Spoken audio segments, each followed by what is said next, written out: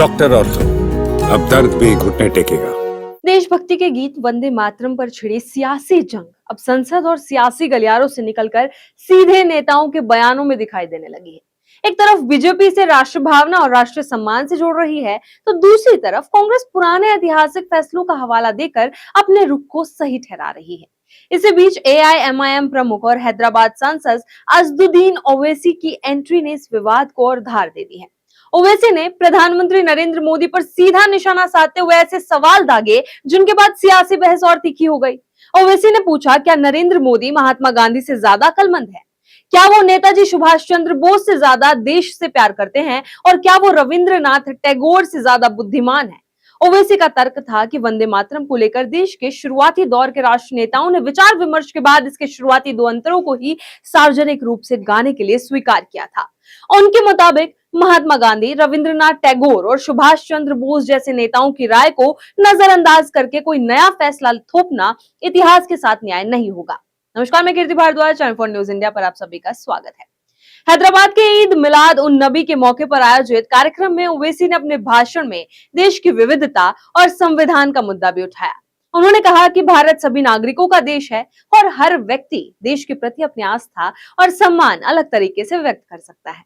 ओवैसी ने संविधान का जिक्र करते हुए कहा कि संविधान की शुरुआत किसी धार्मिक या सांस्कृतिक प्रतीक से नहीं, बल्कि हम भारत के लोग से होती है। उनका कहना था कि देश के नागरिक संविधान के प्रति प्रतिबद्ध हैं और किसी एक विचार को सभी पर लागू नहीं किया जा सकता। ओवैसी ने सरकार और बीजेपी पर निशाना साधते हुए आरोप लगाया कि वंदे मातरम के नाम पर कानून बनाने की कोशिश महात्मा गांधी, सुभाष चंद्र बोस और रविंद्रनाथ टैगोर जैसे राष्ट्रीय नेताओं की सोच के विपरीत है। लेकिन कहानी सिर्फ ओवैसी के बयान तक सीमित नहीं है। वंदे मातरम को लेकर बीजेपी और कांग्रेस के बीच पहले से ही तलवारें खिंची हुई हैं। कांग्रेस अध्यक्ष मल्लिकार्जुन खड़गे ने केंद्र सरकार और बीजेपी पर ध्रुवीकरण की राजनीति करने का आरोप लगाया है।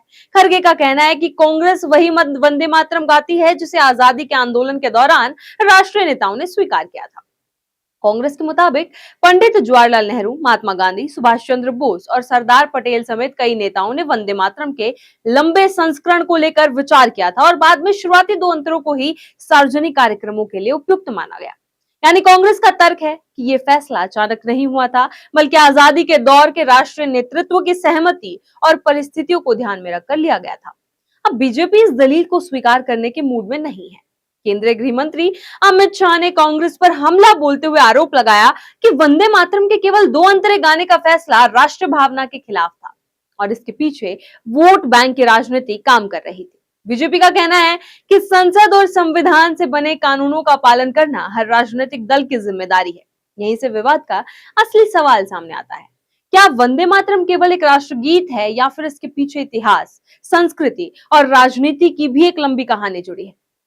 एक तरफ बीजेपी से राष्ट्रीय सम्मान से जोड़ रही है, दूसरी तरफ कांग्रेस इतिहास के पन्ने खोलकर बता रही है कि आजादी के दौर में किन परिस्थितियों में वंदे मातरम के शुरुआती दो अंतरों को स्वीकार किया गया।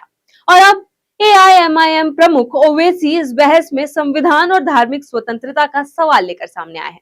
यानी एक गीत, लेकिन बहस कई सवालों पर। देशभक्ति की परिभाषा क्या हो? राष्ट्रीय प्रतीकों के सम्मान का तरीका कौन सा तय करे? इतिहास के फैसलों को आज के राजनीतिक संदर्भ में कैसा देखा जाए?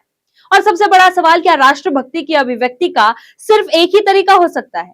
वंदे मातरम पर जारी ये सियासी संग्राम फिलहाल थमता नहीं दिख रहा।